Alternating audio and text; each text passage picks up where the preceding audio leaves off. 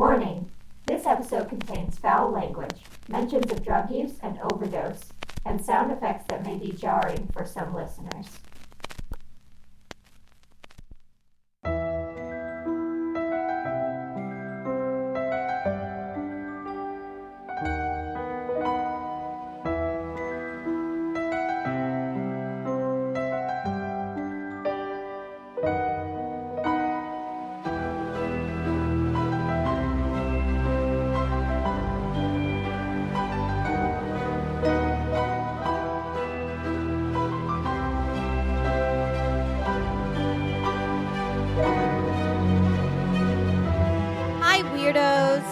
Listening to Keep It Weird, the podcast for all things strange and unusual, haunted and harrowing, spooky and spicy, and sometimes downright satanic. I don't know, I actually don't even know if we're getting satanic this week, but we'll find out together. Each week we call each other and chat about something weird, and this week is a fan favorite. This week, we are telling ghost stories. That's right. Welcome to another Listener Ghost Stories, where you, our lovely listeners, and occasionally some new friends on the internet tell us the scariest things that have ever happened to them. And in turn, we tell you. And in the end, we all get scared.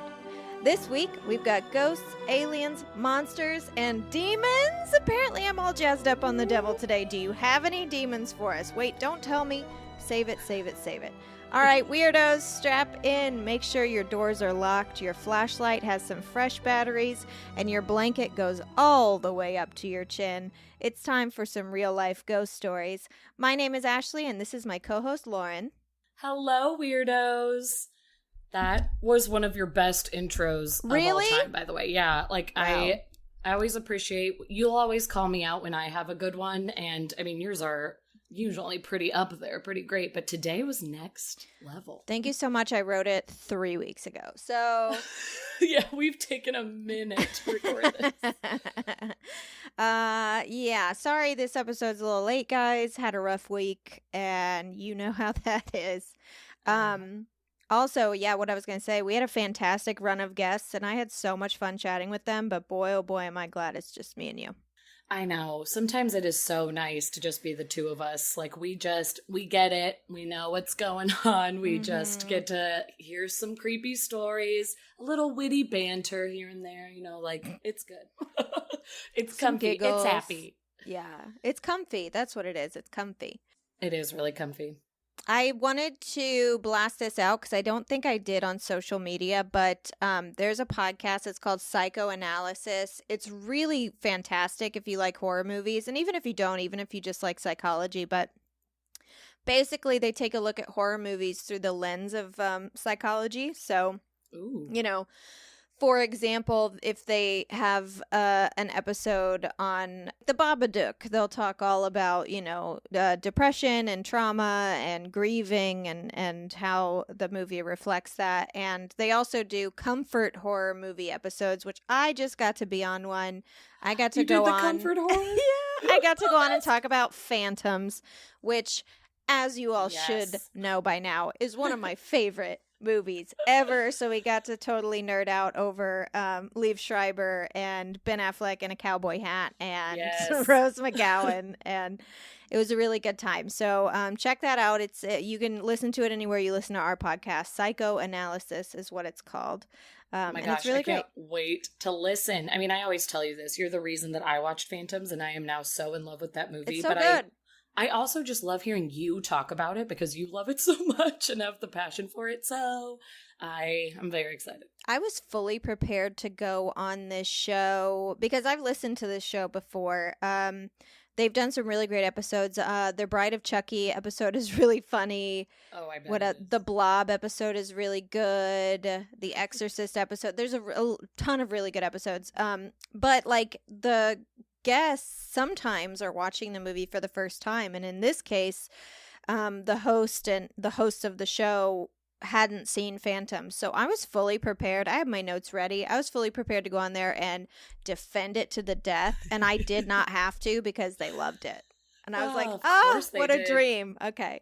Yes, that is the best. I love that you were so ready to like lawyer up and be like, I am about to bring the defense. Yeah, I really was. So good. I'm very excited to hear. I was like, don't even tell me this is confusing because 1, no, it's not. 2, 2, just let me tell you why you should appreciate it. Let me tell you why you should appreciate it, even though it's flimsy AF.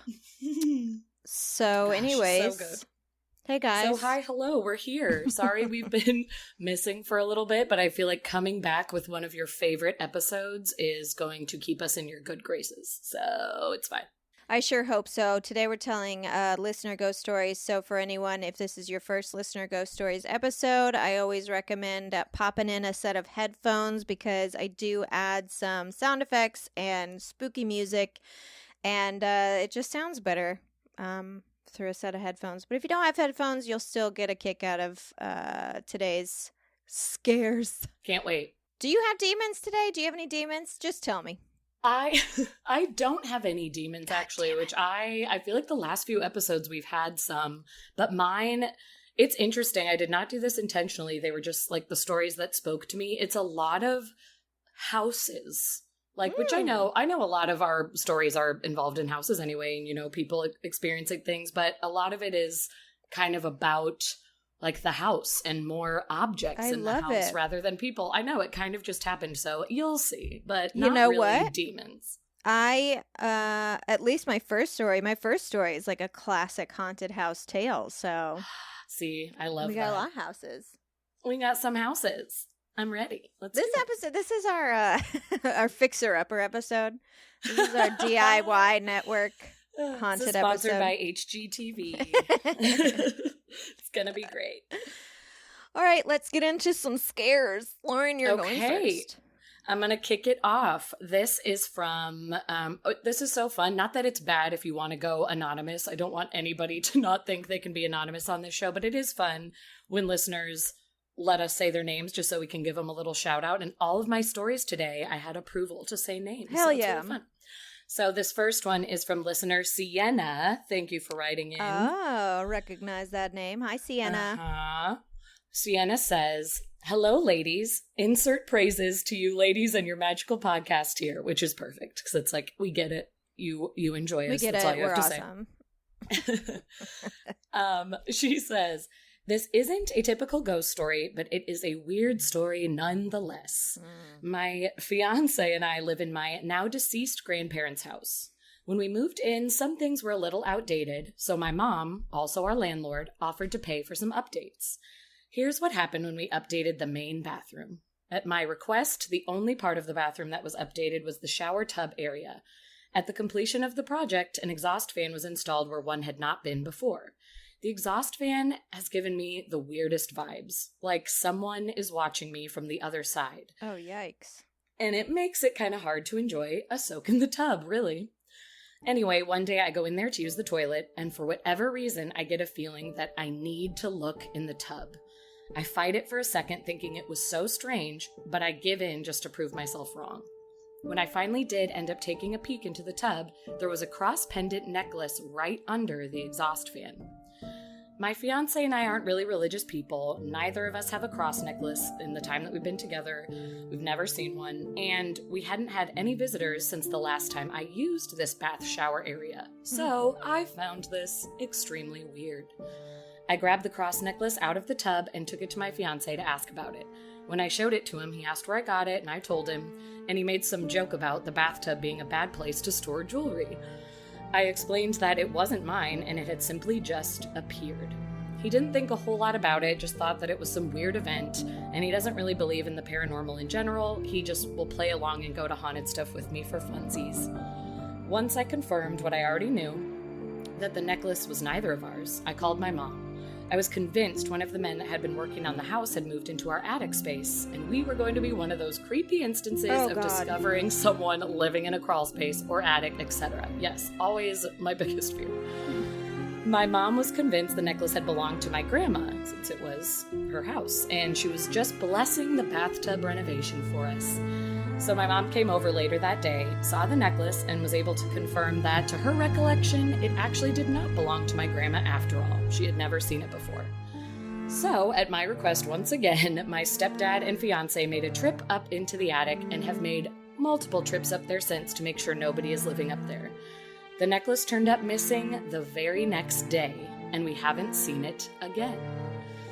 Strange happenings do occur every once in a while still. I've come home to my Alexa playing music from my library. The robot vacuum and mop will randomly start cleaning out of nowhere. My kitchen speaker has turned on and played creepy music from my phone. And sometimes when I'm alone during the evening, I get the feeling someone else is in the house. And my normally very lazy dogs that usually stay glued to my side when no one is home will act and move like someone is in the other room. Well, that's my story. Thanks for listening, Sienna. Okay. So we are given no explanation at all, just that the necklace arrived, it vanished. To her knowledge, nobody is up in the attic, but what the fuck is happening in that house? Well, it might not be in the attic. Maybe they're in the walls. Sorry, Sienna. Ashley, sorry, that's the worst. Sienna. I'm so That's sorry. the reality. I completely have that fear as well that she was talking about. I mean, we live in an apartment where there's not really crawl spaces, but if I were to ever buy a house, I would have that irrational fear. And I would be like, can we have somebody inspect the walls before we move in and listen for people?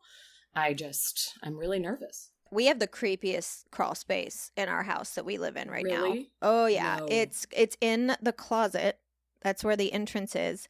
And by crawl space, I do mean you drop down underneath the house and you're on dirt. Oh, perfect. It's one of those. I know exactly what you mean. I hate that. That is just... I'm trying to think. There's a scene in a horror movie where someone is being chased in one of those crawl spaces in dirt under the house, but I'll never remember what it is, so this story is useless. But if any listeners out there know what I'm talking about, it's terrifying. So... Lordy. Well, now I'm trying to think of what it is. I know, and it's... Do they get into the crawl space? Is it Babysitter? The Babysitter? Yeah, on Netflix. Oh, actually, maybe.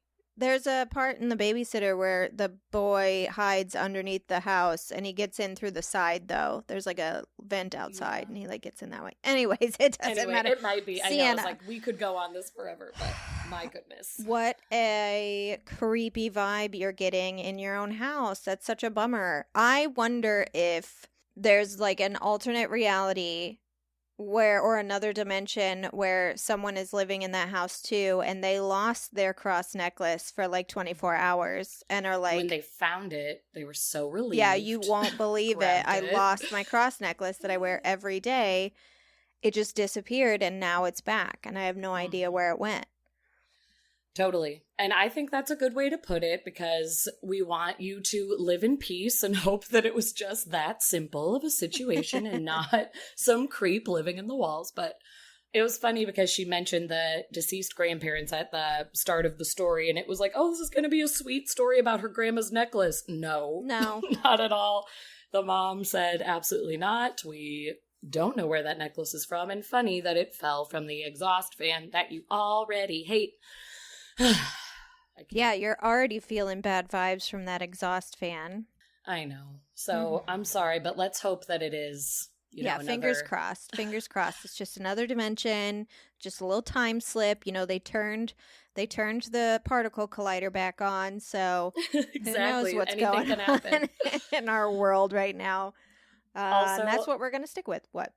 Before we jump into your story, I did want to not just totally gloss over the end of her story where she was talking about the strange happenings with her electronics because for once, Miss Ashley, I have some kind of haunted, probably not haunted, but to me feel like haunted tales regarding my electronics that are super quick that I wanted to add on because it relates to the story. So our Google Home, we don't have an Alexa, but for anyone, if you don't know, Google has its own version called the Google Home that you can just say, hey, Google, turn on my music.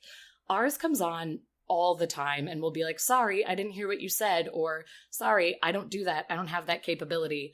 And it has always freaked me out. But of course, Alex is the same as Sienna's fiance. He doesn't believe in any of that. And he's just like, it's fine. It was a glitch. That has always happened though. And I was just sort of sure, whatever, maybe it is glitching. But just recently in the last few weeks, some other electronic things have been happening, which started with one of Wilder's little toy dogs. It's a dog on a fake, like, plastic leash that you can push around, and it'll bark and pant, and it even farts, which is hilarious. And it'll be sitting in the corner, not near anybody, not touching anything, and it'll just start tooting away or barking. That has happened for several weeks, so it's now kept in the closet in his room because it was freaking me out.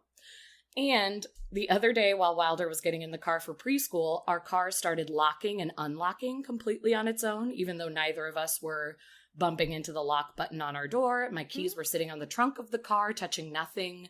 I even texted Alex and said, "Are you sitting on your keys upstairs? Maybe it's somehow reaching the garage from the upstairs of our apartment." Yeah. And he was like, "No, not touching my keys. They're not even near me." But the car was just going like, chick, chick, unlock, chick, chick, like beep, beep. So that was really creepy. And then the worst one was I was watering my friend's plants and checking her mail while she was on a trip. And she has a baby monitor plugged in on her kitchen counter that watches her dog in his crate while she's at work. And she had the dog with her on the trip, so it didn't need to be used, but it was still plugged in. So Wilder's there with me, and we're filling up the watering can, and then we hear a buzzing sound coming from the baby monitor, and it's the camera moving slightly to turn to look at us. And then we hear a voice speaking on the monitor. Sounded like a female, but it was super jumbled and hard to understand. I assumed it was just Carrie saying hello because we can talk on our baby monitor too. Yeah. So I was like, oh, she saw we were here. She's saying hello. So I texted her and immediately said, "What did you say?" We couldn't understand. It actually kind of freaked Wilder out, but like, hi. And she was like, "What are you talking about? I haven't checked the monitor the entire time I've been on this trip. Like, I have my dog with me. I don't even have the app open. I have to open an app on my phone. Like, I did not talk to you." So I, of course, immediately unplugged the monitor and I shoved it against the wall so it couldn't look at us anymore. I stayed strong for Wilder because he already was kind of freaked out. And I was like, "It was just Carrie, buddy. She was saying hi to us. It's okay." But inside, I was dying. And we watered the plants as fast as we could and ran out of there. So I just wanted to share that electronics are haunting me and following me around. Yeah, or Wilder. Mm-hmm. Or Wilder. Could be Wilder. It's funny you say that because I told you about, this was a long time ago when he was a baby, the light in his room that would go on and off and his fan. Yeah. That stopped for a really long time. I think I might have even said that in an episode. It hasn't really been happening. It started happening again recently. And Alex, as per usual, is just like, "It's just the electronics, shut up." But last night, finally got him creeped out because he said he was brushing Wilder's teeth for him. And Wilder hates brushing his teeth. So he was screaming and crying. And he said every time Wilder screamed, the light flickered. Like, almost as if it was attached to his anger in some way. And I was like, poltergeist! So, I don't know. But that was the first time Alex was like, it was so weird, and I can't explain it, but the light was flickering right along with our son's cry. So interesting. Could be something going on. I was going to say, yeah, poltergeist would make sense depending on what you believe about poltergeist, but Sure. you know, a lot of times poltergeists show up during teenage years because your hormones are so high, but you have to realize that, like, you know, also 2 and 3 is a rough time to be alive too. Like the temper tantrums and the energy that you have at that age, I have no doubt could mess with the electronics. I know. If that's possible, you know, if that's an actual possibility. Supposedly, maybe he's like Carrie. Don't throw any tampons at him. Could. I know. I had all of those thoughts too. It's kind of how I went through my checklist. I was like, okay, the light was flickering with Wilder's anger. That kind of sounds like a poltergeist. Oh, but that's usually attached to more teenage angst. But wait, people call 3-year-olds 3-nagers because they're so sassy. So maybe, like I went through all of it. And Alex is just sitting there drooling like, I don't care what you're saying. But I'm ignoring this because I don't like being scared. Exactly. But I think it absolutely could be attached to Wilder. And I was happy that Alex sort of had his own experience, so I don't sound like the only one saying it. But anyway, we can move on now. Yeah, please keep us updated on your emerging X-Man child. I shall. My first story today, as I said, is a classic haunted house tale. Boy, does not get better than that. I love haunted houses. I just want to start a small fire in my fireplace and get cozy with a hot toddy and listen to this bad boy. Or maybe I don't, because now, because of this story, I'm afraid of fireplaces forever. Okay. Oh, no. This story comes to us from Erica, and you can actually find Erica on Reddit under Erica927. Erica spelled Arycka 927. Okay. Hi, Erica. Hi, Erica. Erica says, when I was 18 but still in high school, I moved in with a friend who had this huge house to herself. Her parents owned it, and it was on their property, but it wasn't super close. They owned a good chunk of land. It was an old house with an old steel/brick fireplace in the den. The fireplace had a heavy door that shut and latched with effort to heat the house. We always built a good fire and then shut the door and locked it before bed. One night, I was brushing my teeth, and I heard that big, heavy steel door open. I assumed it was my roommate checking on the fire, but when I called out to her, I could tell she was in her room, opposite of the den with the fireplace. So, I walk over to peek into the room and notice the shadows from the fire dancing on the walls. The steel door was wide open. I walk into my friend's room and I crawl into her bed, and I said, "Hey, if you didn't open the door, why is it wide open?" As soon as the sentence left my mouth, we both heard the steel door slam shut. No. It shook the walls. It slammed so hard. It scared the absolute fuck out of both of us. It sounded like a fucking train was smashing through the house.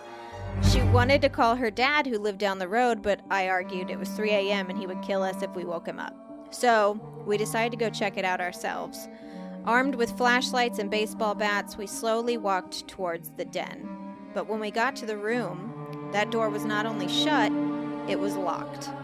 There's no way that door could have done it on its own. It was not only heavy, but it was also a bitch to lock once it was hot enough. It took the both of us to get it shut. But I know I saw the door open, and I know we both heard it slam and jumped at the same time. This living situation wasn't exactly the best for me, but I liked the freedoms it gave me. But over the next few weeks, it was severely impacting me. My usual goofy class clown self was now quiet and spacey. My friends at school kept asking me what the hell was wrong with me. And the truth is, I think that the house was sucking the life out of me. There was no TV, no radio, not even a house phone. It was out in the country and I did not have a car, so I was limited on getting anywhere, and eventually my roommate was staying over at her boyfriend's house full time. So there I was in this huge house out in the middle of nowhere with no phone. This was the late 90s. I stopped building fires. I stopped eating. I remember sitting in that den and just staring at the wall until I realized I'd sat there until the sun went down, and I didn't realize that the house was even dark. I remember laying in my bed, and the room next to mine, the one that we didn't use, made all kinds of noises in the night, scratching and wood groaning as if someone was walking around. And that room was full of furniture. You couldn't walk around in there. I just kept telling myself it's the mice. But finally, I just couldn't take it anymore, and I called my family to come and get me. The day my family came, my grandma, who doesn't believe in ghosts, she's a Jehovah's Witness, said she went into my old room to check and make sure we got everything, and she said she swore she heard someone laughing. I've never been back to that house. Someone laughing? Laughing! I would never, ever, ever go back to that house. I was taking a drink of my coffee and I almost spit it out when you said that. Oh my God. Oh. Yeah, and you should never go back to that house. This story actually got me thinking, speaking of electricity, electronics, devices, etc., and whether or not they have an effect on the hauntedness of a house. Because I bet most skeptics would chalk it up to not having TVs and phones and experiencing spooky shit to like boredom and not having distractions. But what if the presence of electronics, cell towers, electromagnetic fields, 5G, what if that actually repels spirits? Oh, I wonder. And it actually makes a lot of sense that those forms of energy and waves being emitted would cause some sort of annoyance or possibly even discomfort for something made of pure energy. So that is energy, right? That's, why we experience more in spooky old buildings with older wiring or abandoned prisons or in the woods at night or in a cabin like that houses some negative entity. Right. Because it doesn't have the same energy that could be pushing it away.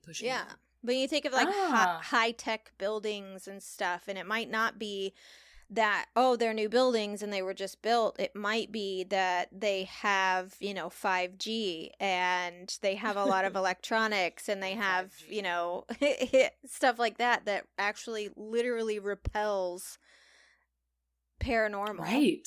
I don't hate that theory at all. And you are the queen of bringing up very smart theories, which is why I adore you and why all of our listeners adore you. Because you always bring something up that's like, why have I never thought of that? That makes so much sense. Because the old, creepy, creaky buildings with not a lot of good electricity going on are the ones that are the most haunted, quote unquote, as we say, or whatever's going on there, But yeah, it's like those are the spooky ones because energies can make themselves right at home.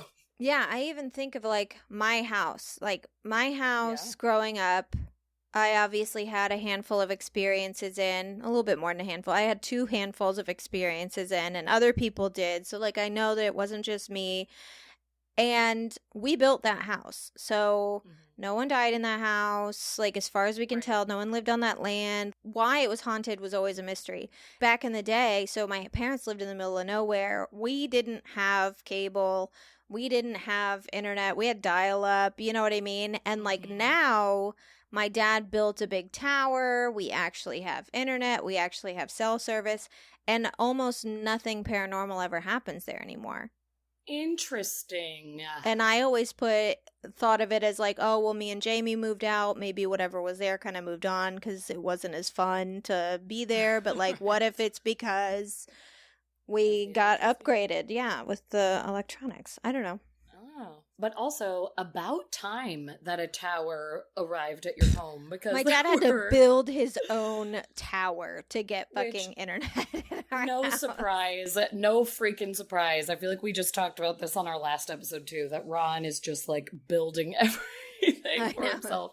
He's amazing. But also, I'm so happy for the upgrade because every time you've gone to your parents' house, you're like, I will text you in the morning when I'm in town at a coffee shop, and then maybe at night if I go to a restaurant or a bar.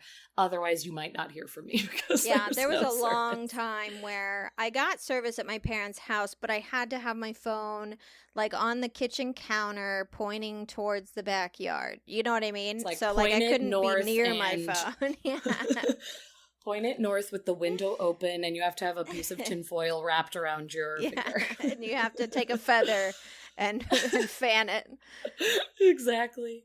Oh, Lord. But thank you, Erica. I'm glad that you got out of that house. I definitely started thinking about, Amityville Horror, which, I don't know what all of that story is true and what isn't, but I do think that sometimes we can be in an environment that affects us in a certain way, even if it's not paranormal, even if you literally maybe, became like super depressed. I mean, that's what happens to me when I get depressed. Like all of a sudden I'll be like, I'm going to lay down for a bit, and I will lay down. I won't sleep. I won't do anything. I'll just stare at a wall, and all of a sudden I'll be like, it's 5.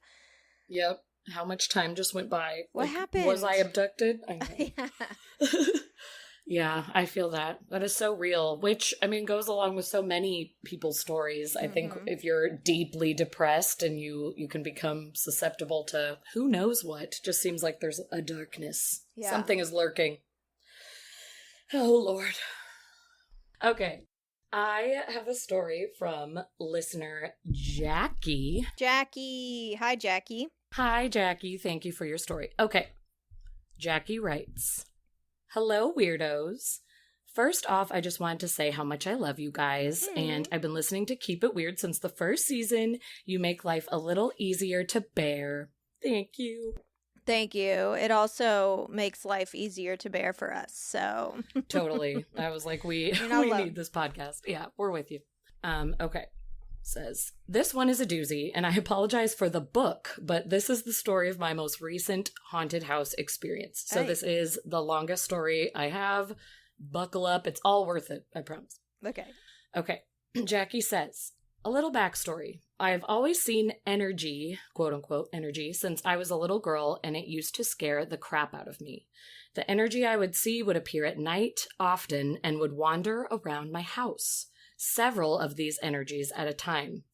The scary thing is nothing would speak to me, and they would end up surrounding my bed, peering over me while I laid there. But then once I noticed them, they would sort of vanish away.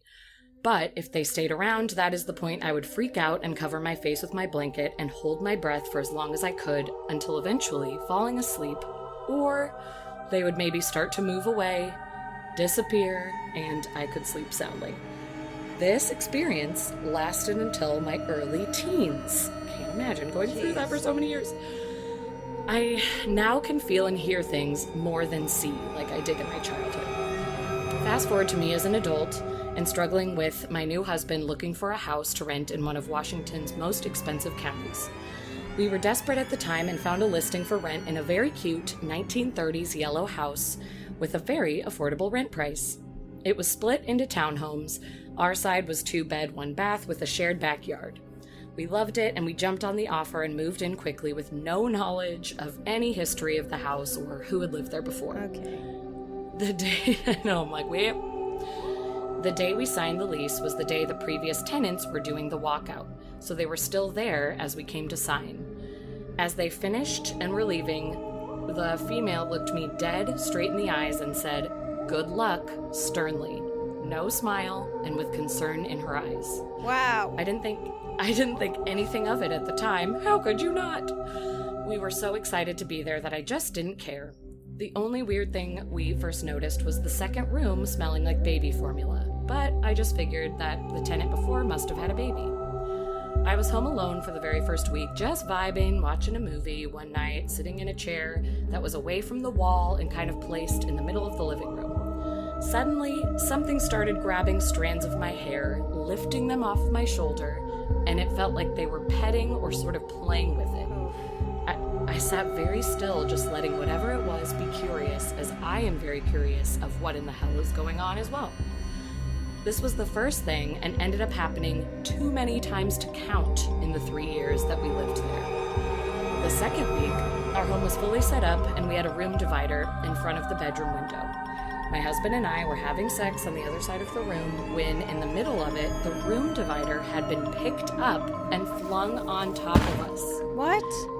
It actually made us stop everything and check the entire house because it was thrown with such force. And this thing had some weight to it and was huge. So no, it wasn't just a gust of wind. Honey, that would have had me running for the hills. Yeah. If anything, I'm like, I don't know how you stay there. I don't care if it was made of paper. I would have been like, no. Absolutely not. A few more weeks go by, and as I'm in the house by myself at night, I had just gotten out of the shower. And the way the bathroom set up was the sink was on the outside of the door in the hallway, so I'm in front of the mirror just doing my skincare and whatnot when I glance in the mirror, and there is a man standing behind me in the frame to the hallway. I froze in complete shock. This man was younger, maybe in his early mid-20s, and wearing a yellow shirt with glasses. I gasp and turn around, and he was just gone. Not there. Also, by this time, my husband had started to see things. He would see things pacing in the kitchen or hear footsteps coming from up behind him when he would go up the stairs to the kitchen from the living room. For most of the time living there, my husband and I would work opposite shifts, me in the morning and him at night. So a lot of the times we never even saw each other during work days because I would either he would be sleeping when I left for work or I was already in bed when he got home. This particular time, as I was sleeping in bed, I had the bedroom door open with a light on in the living room. A lot of the times we would come in from the back door located in the kitchen, but our bedroom door was next to the front door, which was in the living room. I was woken up from him coming in from the back door, walking in front of the bedroom door with the doggos happily surrounding him as they do, and he said, "Hey babe," so normal. I was like, cool, no worries, same old, same old. Back to sleep I go. It didn't seem much longer after that I was awoken the second time from my husband opening the front door, doggos happily surrounding him as they do, and him saying, "Hey, babe." I asked him, "Where did you go? Where were you?" To which he replied, "I didn't go anywhere. I literally just got home." Of course, I was like, "Don't fuck with me. You were just here." He swore he had just gotten off work and came home just once. The man I saw before was wearing the exact outfit, even down to the exact hat my husband was wearing. I asked him that night to tell me a secret that no one else knows, so I knew it was him. I wasn't feeling very safe anymore for a while after that. I totally would have done that same thing. I'm so paranoid. Like, yes, ask him. Make sure. Prove it's you. Now, a few months go by, and I ended up having a conversation with our neighbor who had lived on the other side of the townhome for 9 years. I can't remember how the topic came up, but she had told me a few tenants ago that there was a baby that had died in the house. Oh. And the man that had lived there before the last had overdosed in the bedroom. Apparently, after the man died, the rest of the people that lived in the house at the time just got up and left, so the landlord, not wanting to deal with anything, had removed their belongings and locked it up in the basement. The only way to get into the basement was from the outside, and it was padlocked shut fully. My friend told me she went down there once when the landlord forgot to lock it, and the tenant that had overdosed in the house had clearly used the basement often. He had a table set up with one chair and a camcorder on the other side of the table. What? This freaked her out so bad that she bolted out of there and swore to never go back down again. Probably a good idea. She also told me she could hear people walking around her house a lot in the middle of the night when she knew the whole family was in their bed sleeping. I personally never saw what was down in the basement myself. My best friend ended up moving in with her son, and they took up the second room in our townhouse. Her son had a really hard time for a while in there, and he didn't feel very safe until we saged and told him that if he ever got weird feels, to tell them to back off, and that actually seemed to have worked a bit, and he eventually got used to all of the energy. His mom had seen, heard, and felt things herself while living there for over a year, including a full-body apparition when standing outside of the house with no one else home. She told me it looked like someone was standing in the window looking out and just watching her. That really made her feel uneasy. She also saw at one point a sack of potatoes come flying off the shelf towards me. My office at the time was set up in the kitchen, and while she was standing in the doorway adjoining the kitchen talking to me, she saw a huge bag of potatoes lift in the air and fly a good 6 or 7 feet towards me. We ended up naming this energy Adam. I don't know why, but it just felt right. And we never got very bad or evil feelings from all of it. We just all learned to live and vibe. Even my husband, who is so not a believer of anything strange or spooky, had grown attached to Adam, and against my better judgment, invited him to come live with us when we moved out. I know this was so long, and a lot more has happened that I just can't remember all of it at this moment, but keep it weird, my dudes. Love, Jackie, the lifelong weirdo. Jackie.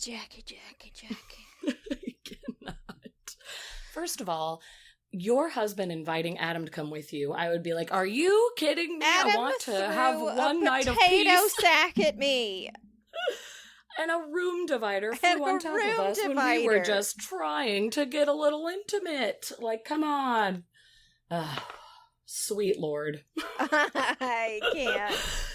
I know we usually try to kind of discuss and have theories about what was going on, but I'm just like, that house is evil. I know Jackie said there were no evil feelings, and I appreciate that you didn't feel any of that, but it sounds rough to me. Well, yeah, and maybe it wasn't evil as much as Adam obviously, well, not obviously. I was going to say had a drug problem. You can definitely overdose on drugs without having a drug problem, especially these days where, there's like fentanyl and shit. Yeah, where you can be a very casual drug user and still manage to overdose. But, so I don't want to say he had a drug problem, but maybe he was troubled in some way, and maybe he's still kind of working through that shit. And that's so also the baby formula thing, like, gave me chills. That's just they sad. Went in just thought, oh yeah, I bet a baby lived here before, but actually it was like 2 tenants ago that the baby was in there. And that's just such a That's such a crazy thing and so sad. But man, that house has a whole lot of strange energy going on. I'm happy you're out of there, and I wish you'd gone in the basement, though. I would have looked through all of his stuff. I know. That's the thing. Wouldn't have been able to control myself. I see both sides because I feel like I can be very much Team Jackie in that, like, I never went down there, and I don't know if I needed to if it was that scary as the neighbor had said, but also I would be so curious after hearing the camcorder setup thing. I kind of just want to know, like, what was going on. I think there's a story there. So I agree somewhat. Yeah. And the story could be he was a vlogger. You know what I mean? Yeah, it's like not even still like what was it? Interesting. You could find his vlog, and his vlog might be like, "Hey, I'm weirded out. I get sacks of potatoes thrown at me. Oh my god, it wasn't Adam. It wasn't Adam. It was someone else." Oh my gosh, we need to find the tapes from the camcorder. Because what if he was recording himself, like, chain smoking cigarettes, like, hasn't slept in weeks, saying, like, oh my god, this thing is telling me in my dreams it's gonna get me. Oh my gosh, mean, first of all, we've written a blockbuster film. We wrote it. We did it. Second of all. TM. Gotta know. Call us if you want the rights. TM. Call us if you want the scoop. Wow, Jackie. Oh, well, thank you. Jeez, oh man. For writing that. Goodness gracious, Washington, great balls huh? of fire. Okay. Washington, eh? My next story comes in from Reddit. Reddit user Keohane gave me anxiety, and I am so sorry if Keohane or Keohane. It's Keohane. Okay. I don't know if I'm pronouncing that right, but they spoke to me at length about their experience, and y'all, I may not end up taking that Brazilian vacay after all. Oh, no. Because this creeped me out. Okay, so Keohane gave me anxiety says, I spent my late childhood, early adulthood in this house situated in a nature reserve in Brazil, which immediately sounds so perfect. Sounds lovely. Beautiful, like, sign us up. Gorgeous. Where do I sign? Several weird things happened here and there, like a snake mysteriously showing up in my fully closed room, missing objects here and there, trees that seemed misplaced from one day to the next, but one thing kind of stands out. Now, I am going to start off by saying I'm pretty cynical. I'm an atheist, I don't really believe in paranormal stuff myself, and I usually explain away all the crap that happened. The snake? Crack in the foundation of the house, likely got in that way. Objects missing, I probably lost them outside the house. Trees moving, I just misremembered where they were. That said, this was weird. This one night, I was just staring up at the stars, which is a benefit of living in a nature reserve, the lack of public lighting, and my dog started barking. Now, it was a new moon night, so it was particularly dark, so I couldn't see much. But the dogs really rarely barked unprompted. I got up from where I sat to go check on what they were barking at. In my mind, it was probably just one of the little creatures we sometimes got visits from. Armadillos, mice, possums. I was wrong. At the edge of the property, I saw what looked like a deer. The kind I knew only from American horror movies with the antlers and shit. That was really weird. To my knowledge, those don't really exist below the equator. But all right, I tell the dogs to shush, thinking something along the lines of, it's just plants, nothing to worry about. But then the thing starts to move. It stands up over the fence we had there. Mind you, the fence was about 2 meters tall, so this thing is massive. And as soon as it was upright, it let out this bleat that sounded like a woman's scream. In the split second it did this, I just ran with the dogs inside the house and sheltered myself under the table. I never saw that thing again, thank God. Ugh. Now, okay, when I first read this story, I immediately thought skinwalker, because that's sort of our country, and to be more specific, our indigenous people's lore of creatures that look like animals but aren't. That was what I thought the second you started the story. Yeah, but they explained to me that in Brazil they have a creature called the Ananka, And this creature devours the dead and protects nature and can take the form of many animals, but most often takes the form of a deer. And essentially, the Tupi people of Brazil believe that this creature devours their dead and can do so potentially before their souls reach Guahupia, which is their afterlife. So when it's time to prepare their dead, they surround them with food offerings and a fire to warm the body, hoping that if the Anhanga came, it would eat the food instead of the dead, and the fire would protect the body further. So that's sort of the lore. And I did look it up. Brazil does have deer, and some do have antlers, but they're not the same type of antlers that he was referencing in like American horror movies, like 10-point buck style deer. Right, the huge ones. In Brazil, they have marsh deer, and they're much smaller in their frame, and they have shorter, fat, fuzzy antlers. They're pretty cute. Oh, that sounds really adorable. They definitely wouldn't stand over 2 meters tall and have huge antlers and scream like a lady would. Nope. I'm not a fan of that. It's like La Llorona in deer form. Yeah. Just giant screaming monster. I do, many indigenous peoples from all over the world do have legends and lore of sort of spirit animals that protect nature. Right. That do kind of weird things like stand on 2 feet, make sounds like people. I mean, skinwalkers, videos of skinwalkers really creep me out because most of the time it's just someone walking through the woods and then they hear like, hey, come here. And it's like, huh? Why? Who? If that's a person, no, I'm running. If that's a skinwalker, no, I'm running. If it's a bird who can mimic people, maybe I'll stick around. But I don't see any birds, so I'm running.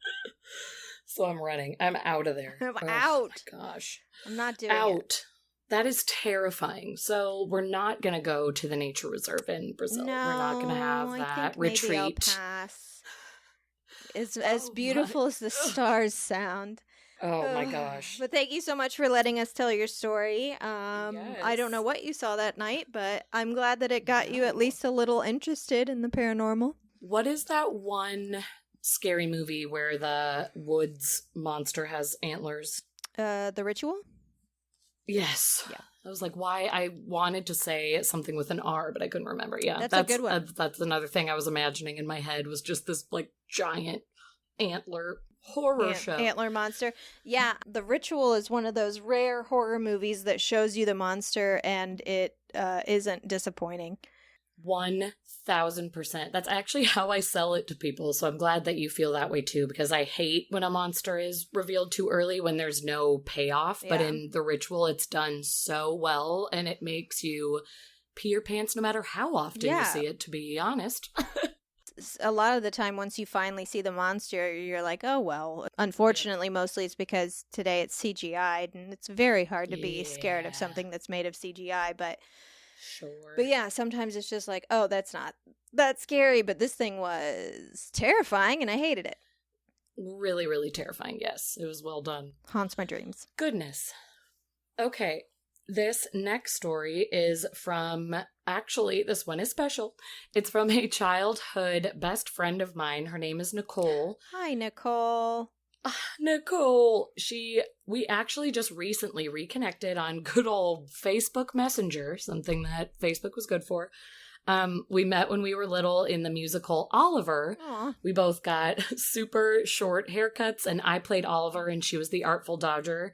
And for anyone who knows the movie or play, that'll mean something to you. If you don't, it's kind I was of like sure, the Artful Dodger, sure. Of course. That's like basically the kid on the street that like takes Oliver under his wing and is like, I'll show you how to pickpocket and survive on the streets. And they, in the movie, are little boys, but they were played by us, 2 little girls. Cute. So we both got bowl cuts to be in it because we were that dedicated at 9 years old.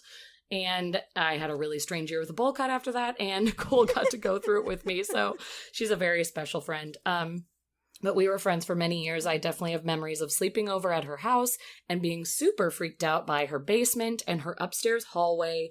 I could never really explain why, but they always freaked me out. And then she started to kind of share stories as we were growing up of her haunted experiences. So when we reconnected, I said, wait, can you write me in some of your hauntings? Because I'm going to talk about them on the podcast. So Nicole, love that we reconnected, first of all. And second of all, I am going to read your story now. Okay.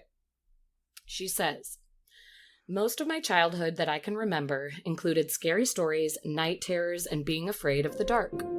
When I was 8, my family lived overseas in Wales, and we lived in an old cottage in a fishing village. And my sister and I had 2 rooms with a shared bathroom on the 2nd floor, which, first of all, like, it's so cool that her family lived in Wales when she was growing up. I'm like, don't want to skip over that. But, she says, one night I woke up to the sound of the door shutting, and I could hear someone going to the bathroom. The light was on, and I didn't even think twice because it was probably just my sister. The toilet flushed, the light went off, but no one came out of the bathroom. I laid there paralyzed in fear for quite some time before mustering the courage to sprint into my sister's room. I woke her up asking if she just used the bathroom. Annoyed, she said no, rolled over, and went back to sleep. This was the start of it all. A year or so later, my family moved to Illinois, and arguably it is the most haunted place I've lived, which, so funny, many people who we know from Illinois have said that, so I'm like, oh goodness. Incidents happened frequently in this house. Books I would purposely leave on my nightstand would move across the room while I was getting dressed. Cabinets would be open in the kitchen shortly after leaving the room while home alone, and lots of wakings in the night, seeing a creature. This is where the difficulty sleeping started, because I would frequently wake up in the night and see the same crouched figure in the corner of my room. It happened so often that most nights I ended up sneaking in and sleeping with my little 3-year-old brother in his bigger bed. It was awful. And because night terrors ran in my family, that is what my parents chalked it up to, but I always felt that it was not that. The most memorable moment in that house happened in the basement. I was home alone, about 13 or so, went in the basement fridge to grab a soda. I said out loud to myself, I think I'll have a Coke. And immediately after, I heard a raspy man's voice shout, "Shut up." I was hysterical. I sprinted across the neighborhood to my friend's house with her and her mom to tell them what happened. I was shaking and in disbelief, and they helped me calm down. They came back to the house with me and waited with me until my family returned from the pool.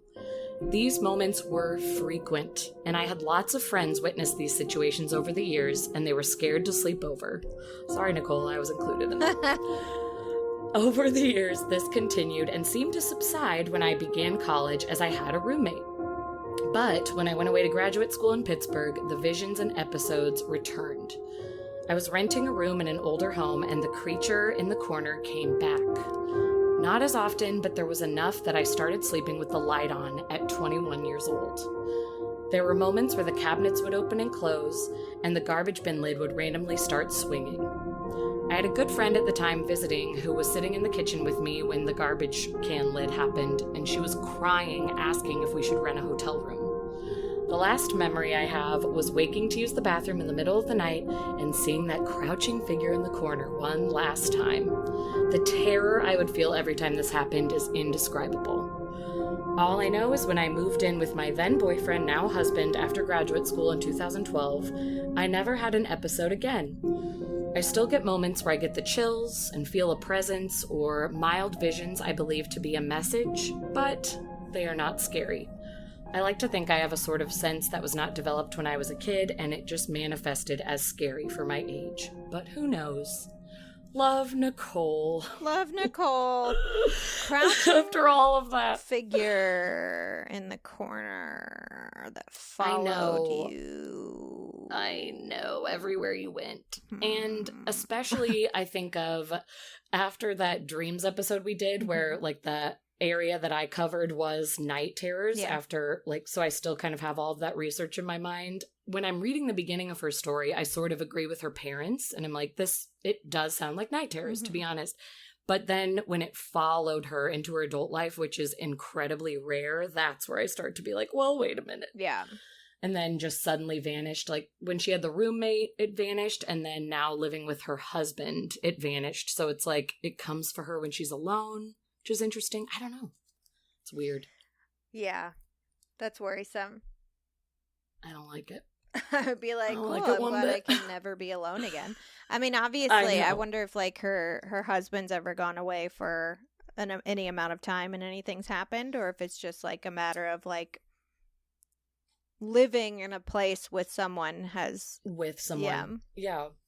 That's kind of how it sounds, because she seemed pretty adamant that, like, nothing occurs now that we're together and living together. And now they have a son, too, so there's even more people in the house. And like she said, she has, you know, a feeling that maybe there's a sensitivity there, similar to you, where, you know, maybe she's feeling something, but it's not the scary vision she saw when she was younger. But, man, I was that person that was so scared by her house when we would sleep over, and I didn't even ever witness anything. I just kind of felt the bad vibe, and then she would share her stories, and I'm like, okay, this is why I hate your house. Yeah, so. Some houses are just weird. Like, I had a couple friends where it was like, I didn't have any experiences there, but I just didn't want to go there. I had one friend, actually, where I didn't like going over to, this is kind of a very dark story, but I didn't like going over to her house, and she was a good friend of mine, and she had a great house. She had a like rope swing in the back and a pool and a trampoline. Like, it was like the place that you'd want to be as a kid, but I didn't like going over there, and I didn't know why, and I never experienced anything. I never saw anything,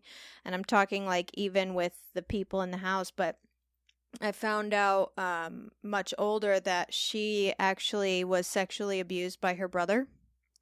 Oh. And I now wonder if that's what I was feeling. It not necessarily that it was a haunting, but that like things happened there that were traumatizing to my friend. My friend never said anything to me. She never, like, looking back, I can be like, oh, that's probably what was going on. But there was no reason that I should feel this like oppressive, dark feeling in this place. Totally. That makes so much sense, though. It doesn't even have to be, paranormal. You know, as we keep saying, the quote-unquote haunting, the paranormal, supernatural. You were just picking up on a dark energy, which absolutely was present in that house, you now know. Yeah.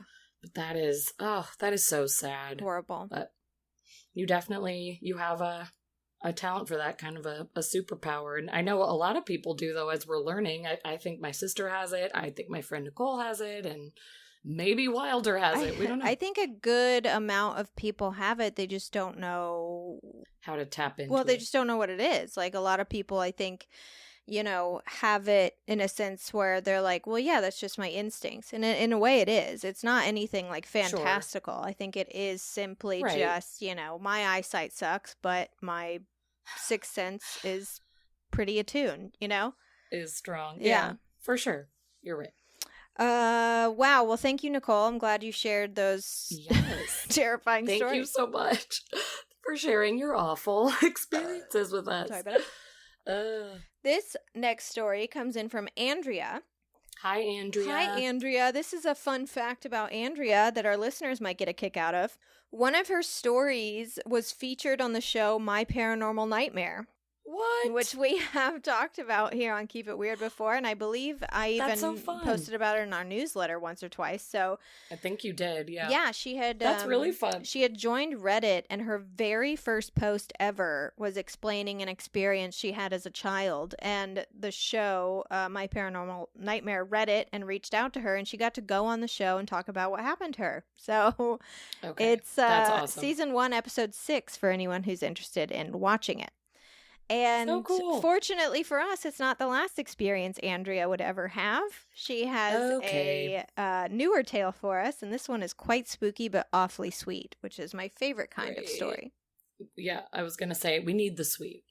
Yeah, we need some sweet in this episode. Andrea says, I went down to help rebuild some houses in New Orleans. It was about 7 years after Katrina, and there were still skeletons of houses boarded up with spray paint reading 2 dead inside, 1 adult, 1 child dead inside, or 0 found. Wow. I cried a lot during that trip. It was devastating seeing how long those houses had been standing there as a horrible reminder to those who lived through it. But even with all that heartbreak and destruction, every person I met welcomed me with a big smile and a hug. They were a group of sisters that we were helping to rebuild their childhood home. I had the job of rebuilding their bedroom that they all shared as children, and it made me so happy to be working on that bedroom, as that's how I grew up, 1 bedroom for 4 girls, and I know how special that room was to them. I kept a place in my heart for those sisters and made sure I did the best I could, even though I'm not the strongest or handiest person around. Amen, girl. Same. Yeah, same. Now, during all this, going between other jobs, sightseeing, and everything else, the people I was working with and I kept finding change everywhere. We'd come back to sleep in our bunk beds, and there would be dimes and nickels in our beds, under our pillows, sometimes in our shoes. We were finding them everywhere. One girl said she heard that finding dimes meant an angel or a spirit was saying hello. We weren't too sure of that, though.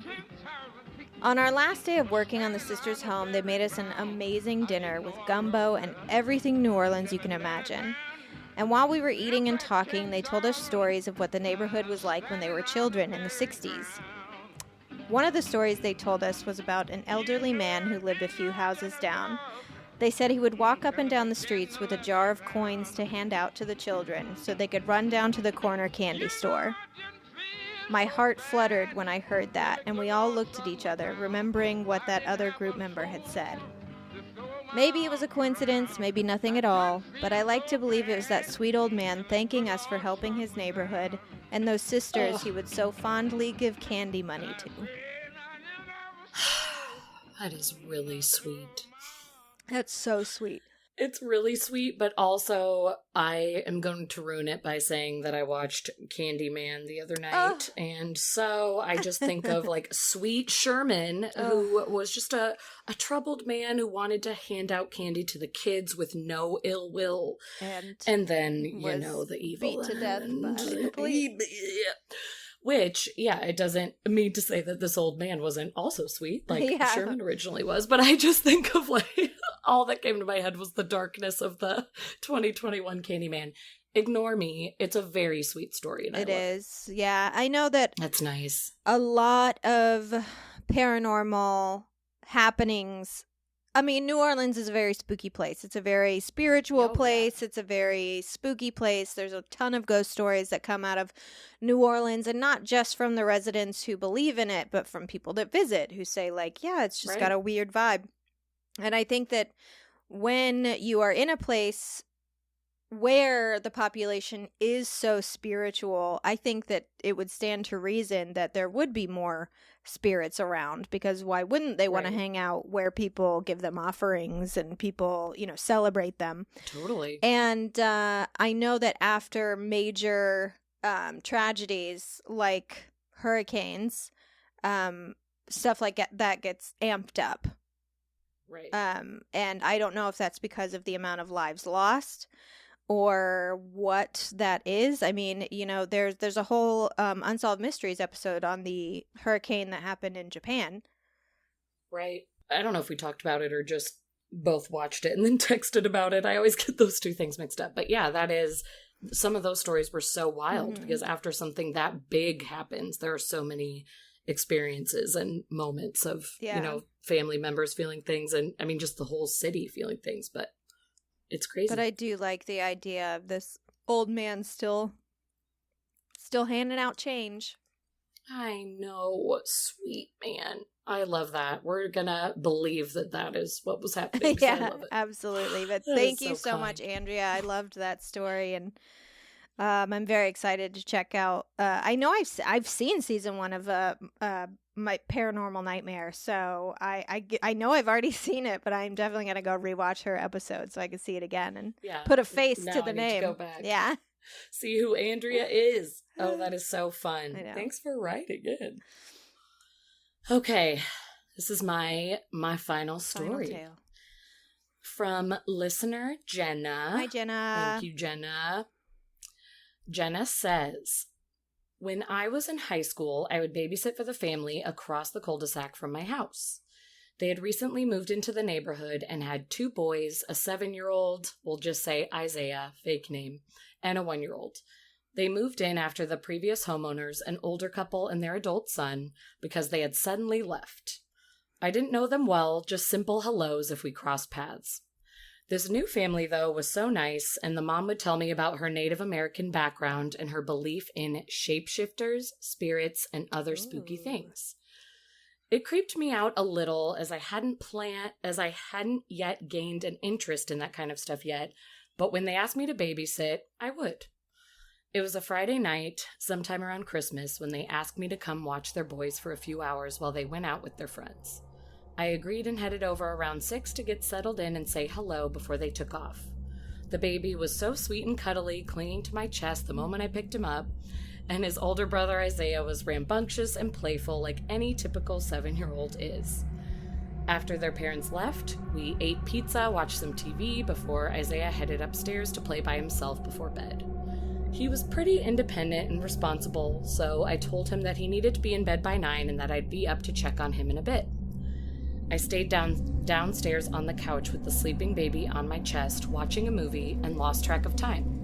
I checked the clock, and it was 9:30, but I could still hear footsteps upstairs, so I went up to tell Isaiah it was time to wind down. And as I headed up the stairs, I could see a sliver of light coming from his bedroom. I figured he'd heard me coming up and hopped into bed quickly, hoping to trick me into thinking he'd been there the whole time. Little did he know I knew every trick in the book, so I walked into his room, touched the bottom of his foot, checking the temperature, because they have hardwood floors throughout the house, and when you walk on them with bare feet, the soles of your feet are cold to the touch. That's brilliant. So smart. But his feet were warm, and he was clearly out cold. He just had forgotten to turn his bedroom light off before falling asleep. So I flipped the switch, convincing myself that I had mistaken another sound for footsteps, because with a baby in my arms and a kid in the house, I couldn't start freaking out. So I just left his door cracked, and I wanted to make sure I could hear him if he gets up. I wasn't brave enough to check the other rooms to try and find the source of the footstep sound, and I went back downstairs. I spent a while sitting on the couch in silence, listening for any other strange noises, but I heard nothing, so I went back to the movie. Not even 5 minutes after I turned the TV volume back on, the footsteps begin again. This time, they are followed by the sound of a door shutting. Not slamming, but a gentle shutting. I'm still mustering up all the logic and reasoning that my 16-year-old self can, and I tell myself that Isaiah must have gone to the bathroom. So I lean back on the couch, looking up towards the landing of the second story, and I see that Isaiah's door is exactly how I left it.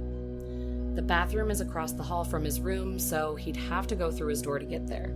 I stood up to investigate when, one by one, the string of Christmas lights that the family had strung up on the railing of their stairs began falling off the hooks. Not all at once, but hook by hook, the lights fell off. If it weren't for the sleeping baby in my arms, I would have screamed. I have never been more terrified in my life, and I clutched onto the baby for dear life. I was frozen in place, standing in the foyer, not believing what I had just seen, when behind me, car lights showed through the windows. They broke me from my open-mouthed, teary-eyed stance, and I turned quickly to sit back down on the couch like nothing bad had happened. The second the parents walked back inside, I handed over the baby, grabbed the cash, and bolted with a flimsy excuse that I don't even remember. Fast forward a few weeks. We were holding a family get-together at my house, and lots of extended family from my mom's boyfriend side was there. I was talking to so-and-so's girlfriend, making small talk in the front yard, and she kept glancing over at the house across the street like she recognized it but wasn't quite sure. I asked why she was looking, and she asked if I knew the family who lived there. And as I began to explain, her eyes filled with tears and a wave of realization washed over her face. She told me that the couple's son, who had lived there before, was one of her closest friends from high school. She recognized the house because their friend group would hang out there when they were teens, but it had been so long since she had been there. Her and her friend had drifted apart as they got older. He got into drugs and partying after high school while she went off and got a college degree and entered the corporate world. She had heard recently that he had passed away from a drug overdose, which would explain why his parents left the home so suddenly. Yeah. I told her about what happened to me that night when I babysat, and she laughed, telling me that it sounds like her friend was having some fun scaring the shit out of me, out of the teenage babysitter. And it felt better knowing it wasn't some malevolent spirit, but I still never babysat for them again. Jenna. Well, Jenna. That is very creepy, but also kind of had a sweet ending. Not sweet, I mean, it's but horrible also what happened to the friend, yeah. but Also to like just have the connection of somebody saying like, oh, I knew the guy that was there and that's totally like that sounds like something he would do. Yeah. The only thing I could think when she was like, I held the baby close to my chest as I was terrified, is that I would put that baby down so fast because I would be so afraid that I would just throw the baby. Like baby would be like the weapon. Yeah, like I don't think I would. I think that my instincts would not allow me to do that. But like that's my first instinct is to throw something. So if I'm holding a baby, I cannot trust myself to not throw baby. I understand that, where it's just like, yeah, if that's going to be your reaction, like to toss or to drop or anything of just like, I got to put this baby down. I cannot be scared and hold the baby. I also just can't imagine, like, that gives me, like, I have such a respect for Jenna in that moment of like clutching a baby, letting it sleep soundly on your chest while you're like terrified out of your mind, trying to investigate what the hell is happening. You're watching lights slowly be ripped off of a railing. That's something really kept her straight out of a horror movie for sure. A horror movie, yep. Stranger Things as well. They had some Christmas light things. It's just too much. They had some Christmas light things. You know, was talking through some lights, just like the whole plot. Christmas Vacation. I mean, The Grinch. There's some Christmas lights in that. Let's just name the Santa Claus. Let's talk about. Okay. Jenna, was that Jenna? That was Jenna. Thank you, Jenna. Wow. That was a good story. I don't like it. I don't like it. Well, our final story comes from Reddit user Poetress. And this time we're heading to Ontario. Okay. All over the world hearing ghost stories this week. Really love it. As usual, I always ask contributors to our show if they'd like us to promote anything of theirs, and Poetress said that they didn't have anything to personally promote, but said that they do work for a distress line, so perhaps we could promote our national suicide line, and I think that that's a fantastic idea, and also a great opportunity to tell you guys what's happening with our national suicide hotline right now. Yes. So for anyone who doesn't know, along with our country's emergency line 911, there's a new lifeline for mental health, and it's 988. It just launched not this last Saturday, but the Saturday before, and this is huge because in a moment of crisis, it's going to be a lot easier to dial 988 than Google the National Suicide Hotline, or even look up the contact in your phone if you have it saved or something. So yeah, this is huge. All you have to do is dial 988 and you will be connected to someone who can help. However, even though the network is made up of 200 call centers and it's supported by federal, state, local, and private funds, it does need our help.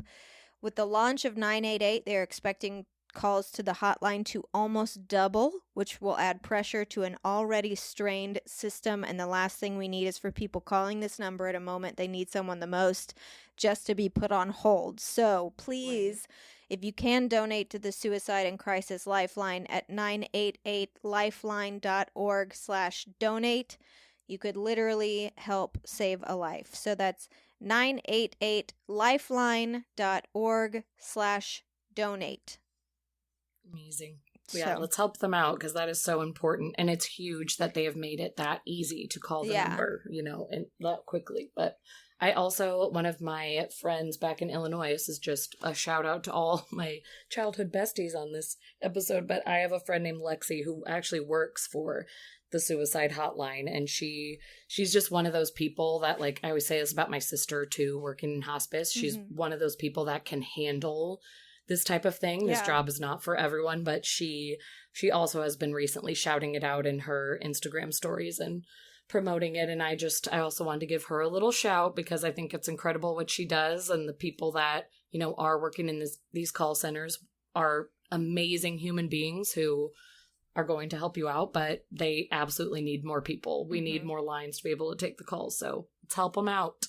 Yeah. And it handles a lot of different specific needs too. So if you are a trans person, for example, and you're in a moment of crisis, you can call and be connected to someone who knows your struggle and can speak to you on a personal level if they're available. So if they get more donations, they can hire more people and make sure that there's always someone to answer the call when the calls come in. So thank you so much for that reminder, Poetress, and thank you for allowing us to share your story with our listeners. So are you ready? I am. All right. Poetress says, I was spending the night at my dad's when I was like 21.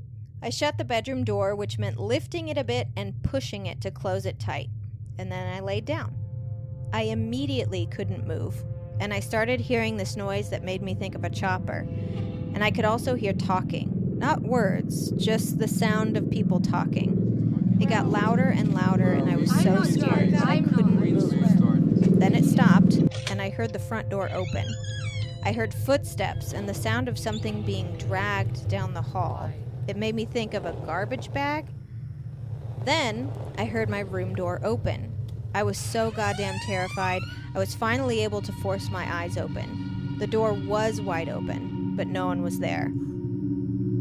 My body could finally move again, and I got up and crept into the hall. My dad lived up north and away from the city, so it's a very dark place.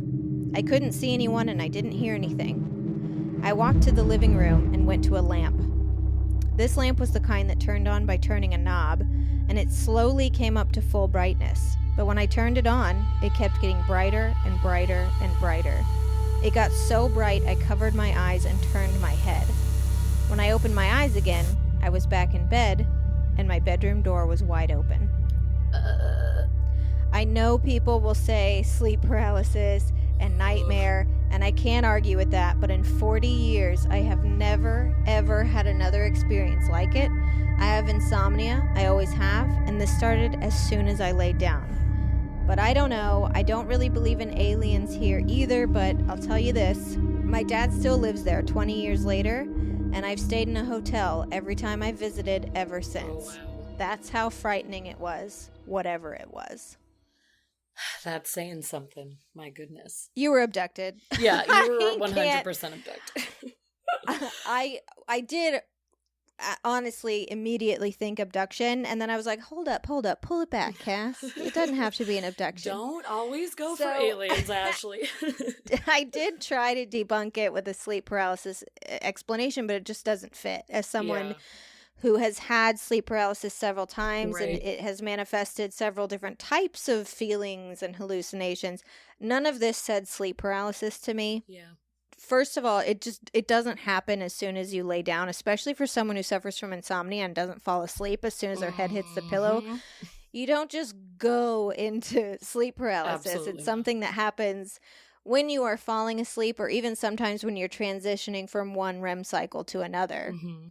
So, like, I mean, sure, if you had been to Disneyland that day and you were just exhausted, maybe your head hit the pillow and it was truly maybe like you could passed out. fall into it. Yeah. No. But I think, he would have remembered being particularly tired Right. and worn out. So I agree. Like, I was the most exhausted I've ever been. Like, that would have been part of the story. So I'm going to say sleep paralysis isn't likely.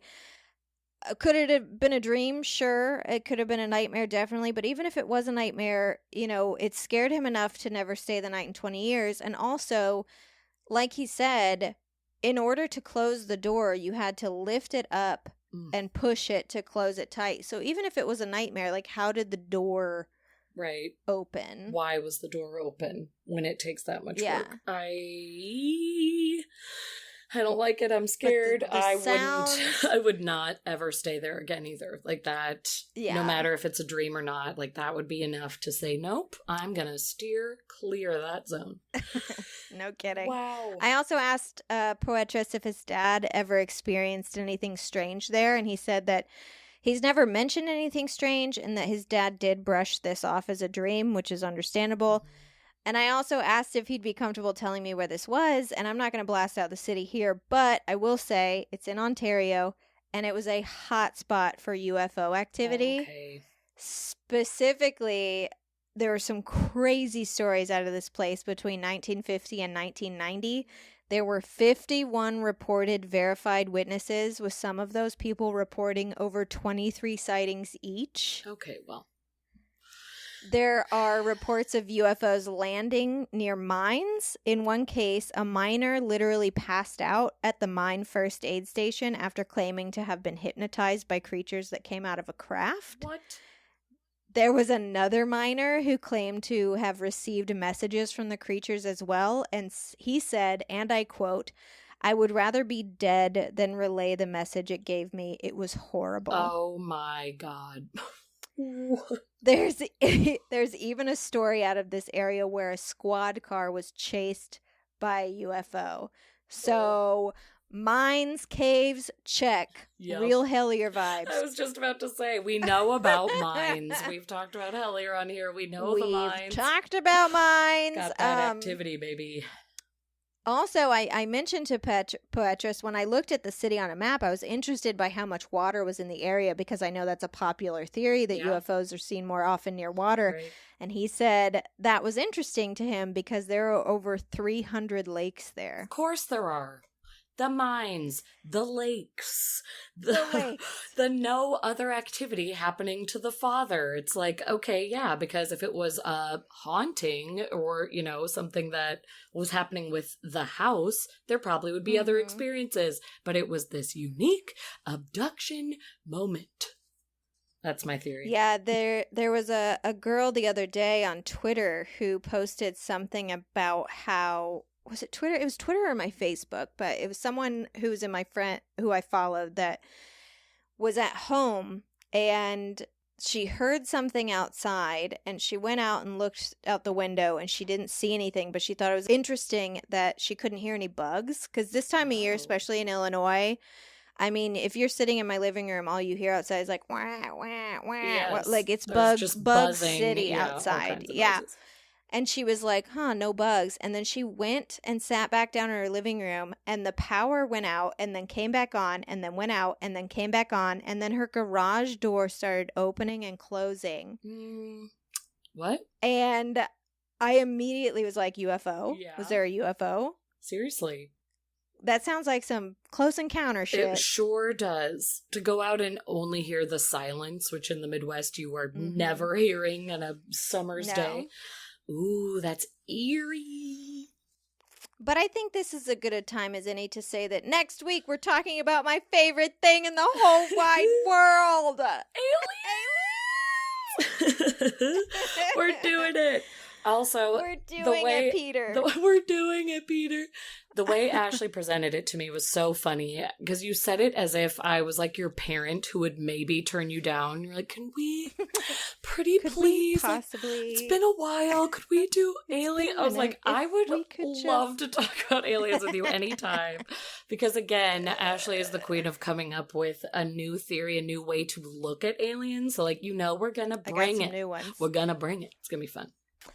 We're going to be discussing the water UFO connection, the announcement of NASA launching a UFO/UAP study. I have some interesting invasion theories and much more. So get pumped for what is sure to be a 2-part extraterrestrial extravaganza. Love it. So excited.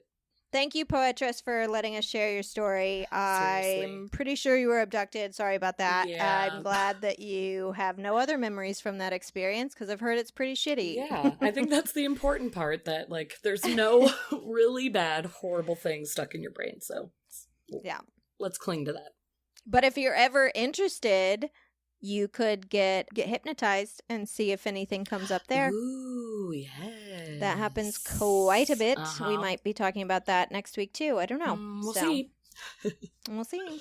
Guess you'll have to tune back in. Yep. That's all the time we have this week for Keep It Weird. Thank you so much for joining us. We hope we were able to make all the hairs stand up on the back of your neck and that you find it a little harder to sleep tonight. Or maybe you'll fall asleep as soon as your head hits the pillow and you'll become frozen and hear a helicopter. Lord. I don't know. We'll see. Join us next week for our 10th or so alien episode. I've lost count, but honestly, for me, they just get better and better, so why stop here?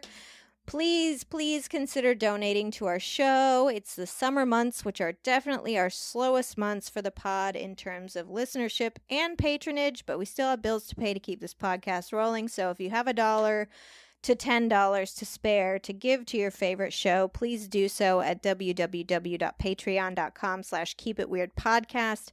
Every cent goes to Lauren and I producing the show, paying our fees to run the show, helping us supplement our income for all the time we spend working on the show, and the seemingly endless amounts of subscriptions we need to operate our website, photo, audio, and video editing, and social media. So please consider becoming a patron because you'll also get bonus episodes, discounts on merch, a newsletter, and more for doing so. Yay. Follow us on social media at Keep It Weirdcast on Facebook, Instagram, and Twitter, and grab yourself a t-shirt or a tank top at www.keepitweirdpodcast.com/merch. As for a sign off today, do you have any message you want to give to anybody at this trying time in our lives? Oh my gosh.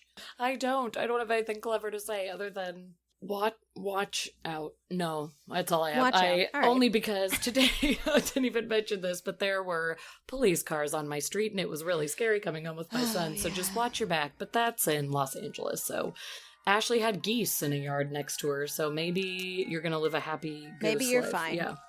Maybe you'll have... We hope that you have a goose life and not a gun life. Goose life, not a gun life. Do you have a message that's better than watch out? The only thing I kind of wanted to say is that if you have any old friends that you haven't talked to in a while and you really want to see how they're doing, just take the time to do it and send them a message, and don't wait because you might regret it. So just stay in touch with your old friends and check in on people every once in a while and make sure that they're doing okay. That's a good message. And also watch out. And watch out. And keep it super weird.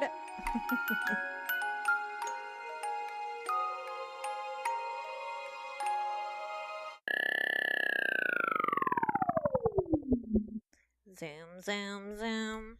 Make my Zoom, heart zoom, go zoom. boom, boom. Everybody say hey-oh. Oh, Hey-oh. well. Oh, we went to different ones, but I like that one We better. went to different songs. I was doing some Xenon, Girl of the 21st Century from... How about zoom, zoom, zoom, zoom. I want you in my room. Let's spend the night together.